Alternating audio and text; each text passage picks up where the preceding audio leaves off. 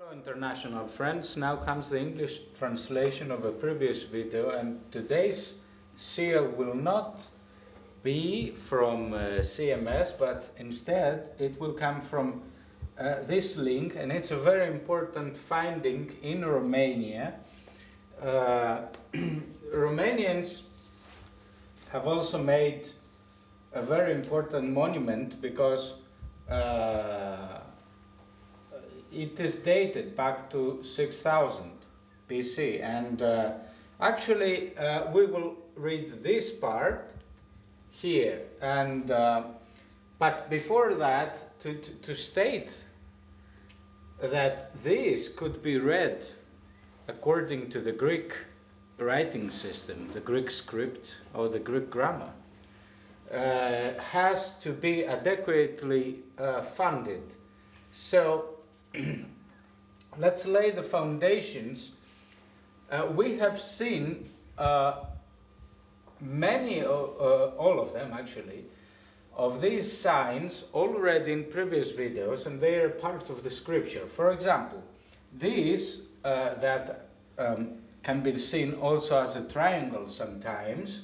You can see it in a very previous video, a Greek one about Daedalus, and the arrow sign can be found in a video about Kalhas.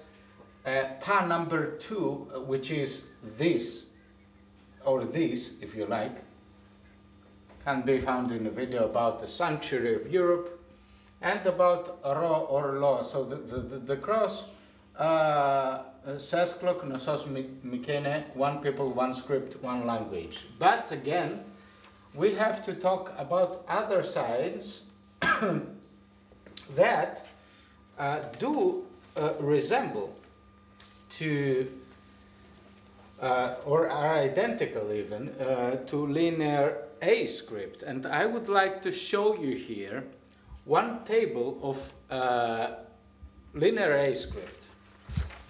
So we have it next to each other, and here is your pa. And here is your pa. Again, that's about the second. The first one goes like that, right like that. And then again,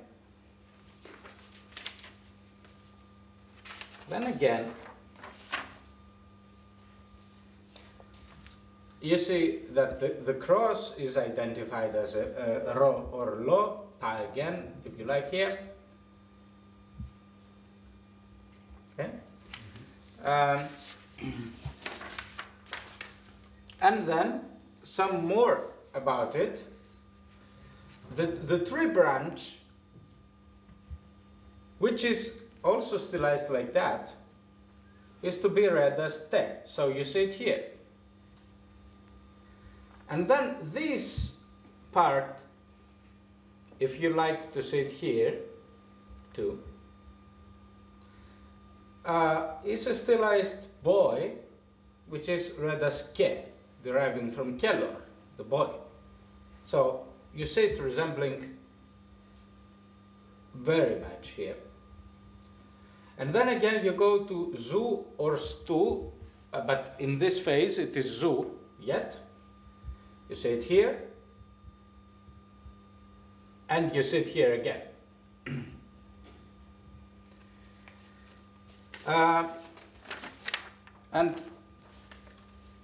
Let's give you some supplementary about Ke, again here in a more abstract form. Zu, as we said, and Su, you see that here. So basically we have all that we need to start with the reading,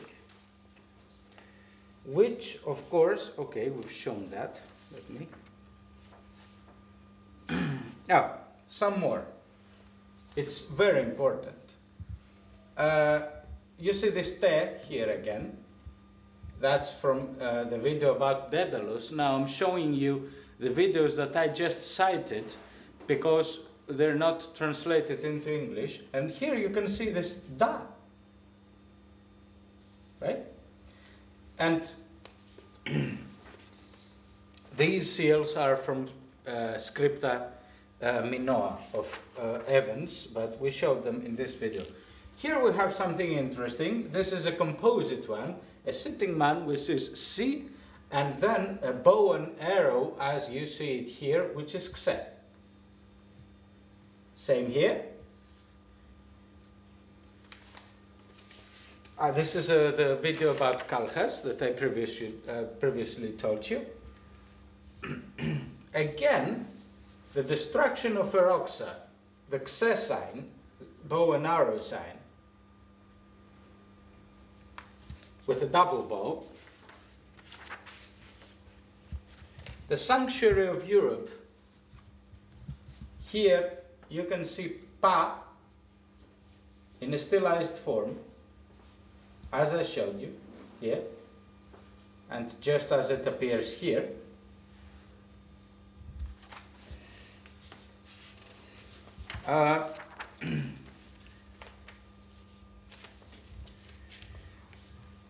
Then again, about the cross and all the crossoids. You can see that's Knossos, Sasklo, Knossos, Mykené, one people, one script, one language. And you can see that many seals, great many seals, were actually stylized in the way of depicting themselves around a cross.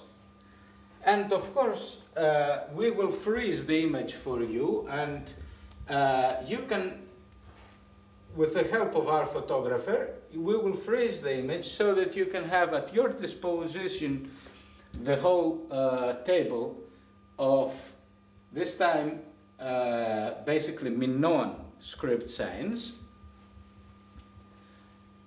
And we will also freeze the image here.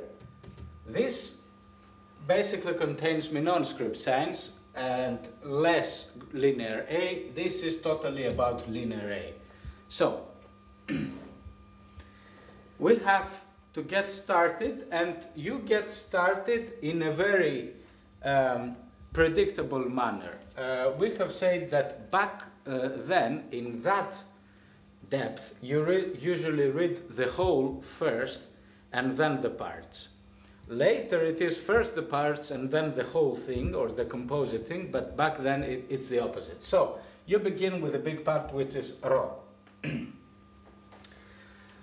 The whole here guides you which is up and which is down. So you start from here, Pa, again, Da, Te, Da again, but here is Zu, here is Su, and then maybe in the photocopy it's not very clear, it's what we said, the boy, Ke. There is a Te, what looks like something like a comb, but just under it there is a cross again, so Ro, right?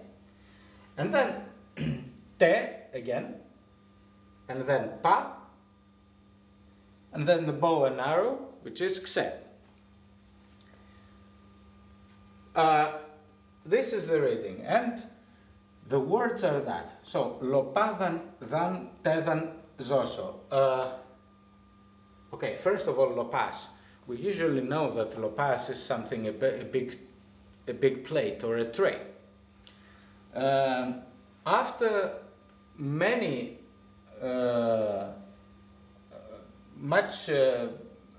many linguistic, let's say, borrowing, the word plate, or Italian piatto and so on, derived from this word. And even today we say that this field is like a plate, which means it is straight. And then, of course, the land. So at this straight land, so it was some kind of a valley, flat land, okay? Then it wants to stress out that this, exactly this, then, it's like, and then zoso, that exists even in modern Greek, and it's like to encircle something, to put something in a belt, to clench something with a rope or some other means. So here there is a plan. He is going to encircle some land or even flood it. Why do we say that? Maybe some ditches could be, this land is full of water, even up to date, right? So maybe for the purpose of his siege, he decided to dig some ditches and flood the whole state. Why do we say that? Because some archaeologists speculate that this civilization vanished because of a flood. But even so, you can say encircle and it's okay, besiege. So, exactly this flat land I shall besiege, let's keep it simple. Yther, that's a vocative form, optin paxe. So, yther, that's, it comes from a verb like ytheo, which is I'm happy, and so, oh happy one, let's say, that was a way of speaking to a high-ranking general or even to some kind of a king, of a monarch. Oh happy one, optin, you know, the fortune teller, let's say. We've seen that word many times in the past. Paxe, do something to the fortune teller. Do what?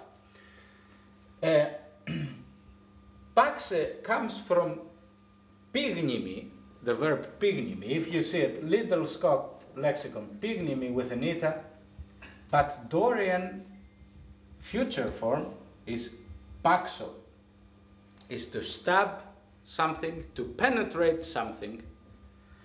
And Homer says, Dori en kradi epepigi. So the javelin penetrated through his heart, pierced through his heart. So in some way he's asking, oh, let's say governor, kill the fortune teller. Why? Probably they used to get some oracles before starting a new campaign. But it turned out that the situation was very different than that of the fortune teller had promised. There were many contingencies, there were many problems, and this is his plan B. He says, so kill the fortune teller, he's useless, he didn't say anything correct, and when it comes to the plan, I will also try to encircle this city or flood it. By the way, we will not skip the other two seals that are also on this monument in Romania. We will also come to the reading in next videos. We will also come to the reading of these seals, so you will have the chance to have them within a certain context and locate them within a certain linguistic environment. This is it. I would like to thank our kind photographer, Themis, and until next time, wish you all the best.